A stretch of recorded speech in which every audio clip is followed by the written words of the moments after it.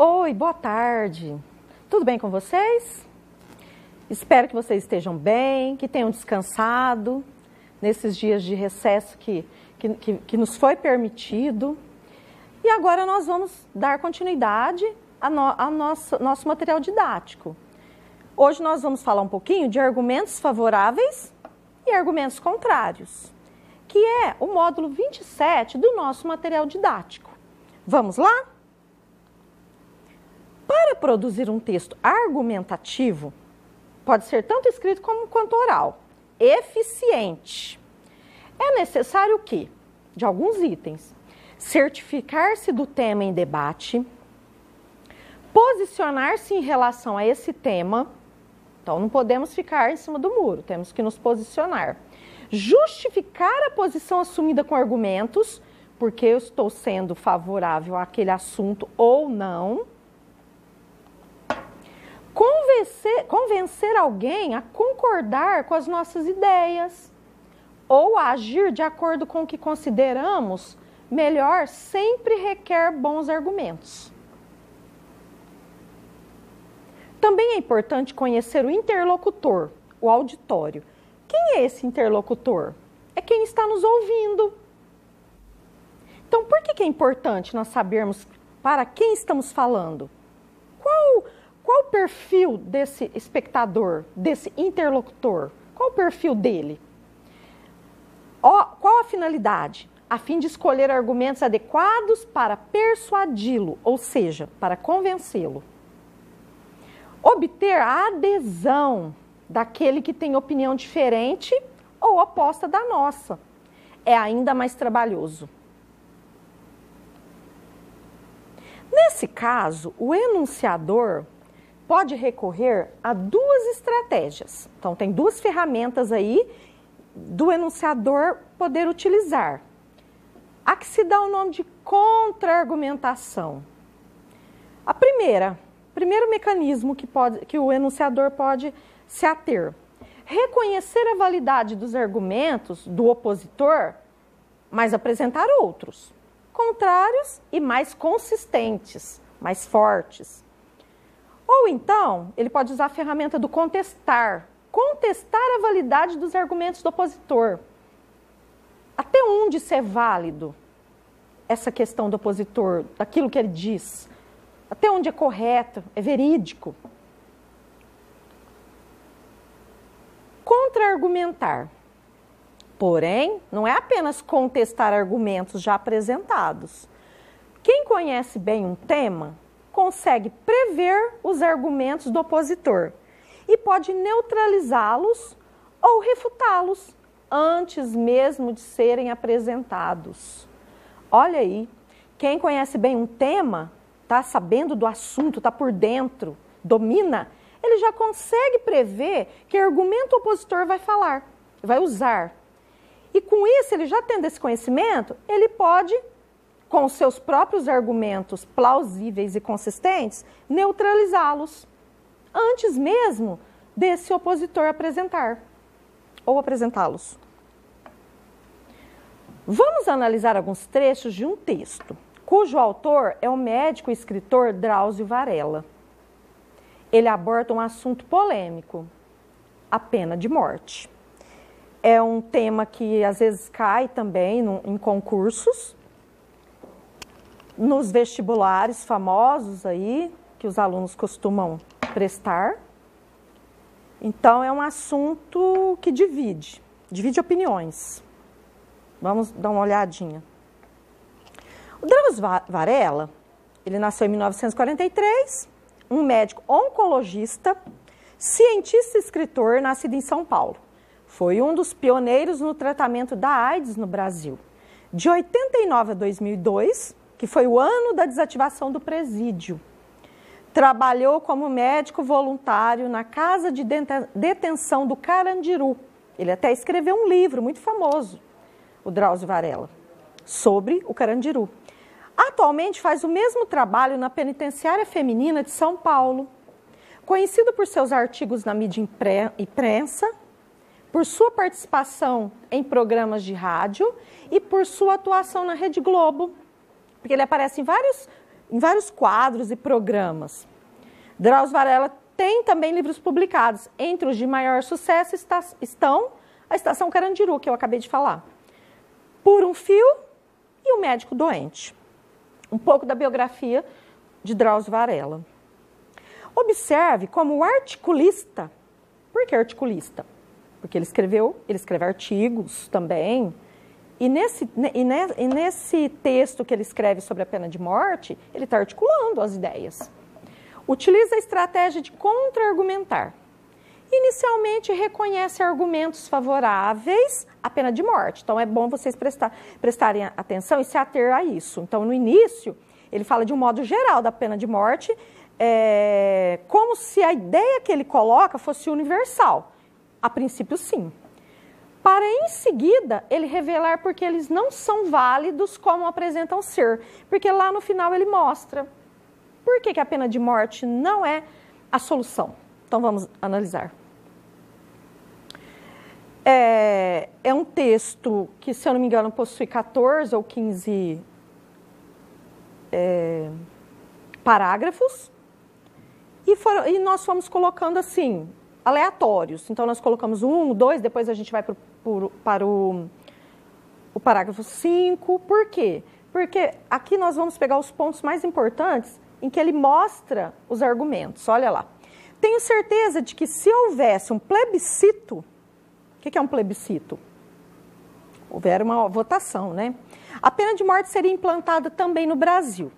Para a maioria dos eleitores, bandido que tira a vida de um ser humano merece o mesmo destino da vítima. Sem qualquer comiseração, sem piedade, ok?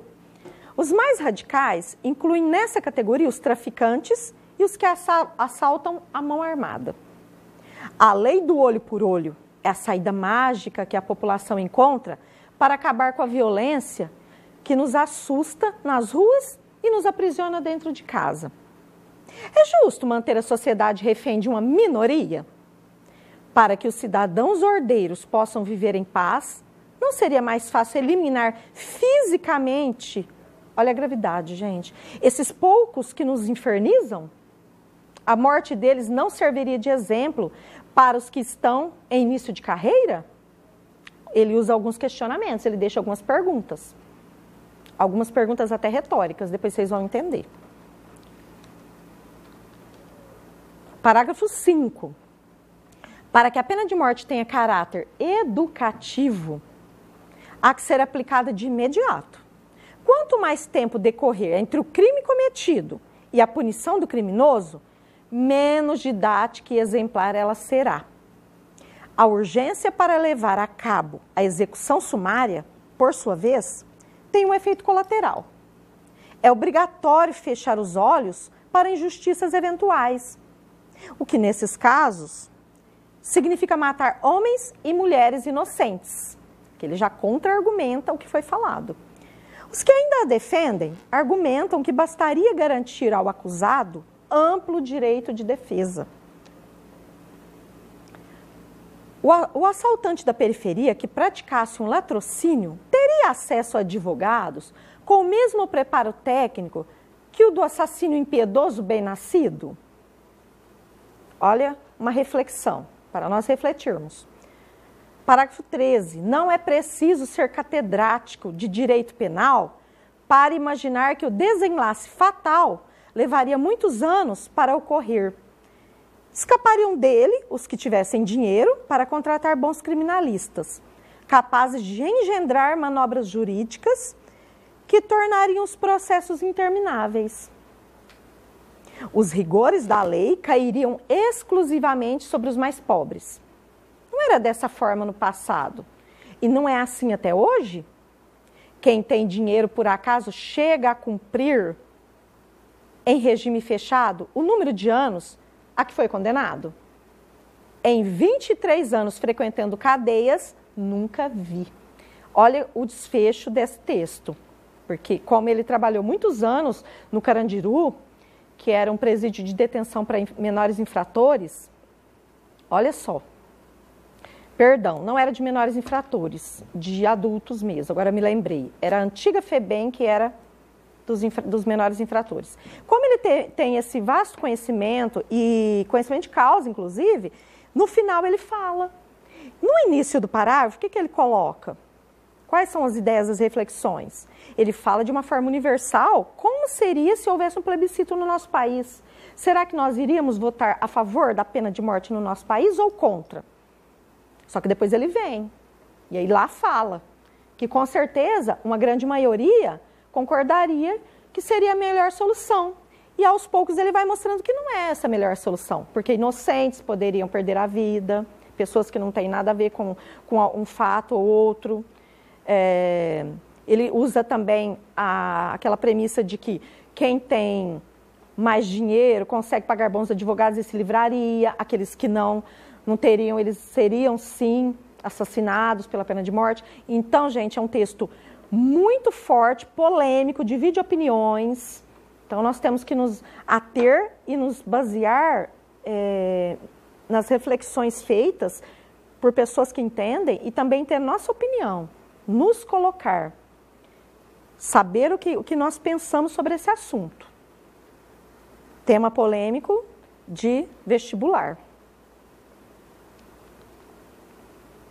Leia sobre a pergunta retórica e reflita qual teria sido a intenção do autor ao inserir várias delas no segundo parágrafo. O que é uma pergunta retórica? É aquela pergunta que não tem a finalidade de obter uma resposta. Olha lá, ó. É uma interrogação que não visa uma resposta. Pois, em geral, a resposta já é conhecida pelos interlocutores. Ou se encontra, então, subentendida. É aquela pergunta que nós fazemos, que todo mundo já sabe a resposta. Então, ela não tem aquela necessidade de obter uma resposta. Não é essa a finalidade, o seu fim. A pergunta retórica, ela visa principalmente a quê? Apenas para expressar uma crítica, manifestar uma indignação, enfatizar uma ideia, estimular a reflexão dos interlocutores ou então persuadi-los, ter aquele poder de convencimento sobre o outro. Olha os exemplos que nos foram dados. Quem não quer ser feliz? Isso não é uma pergunta retórica? Porque todo mundo já sabe a resposta. Qual é a resposta?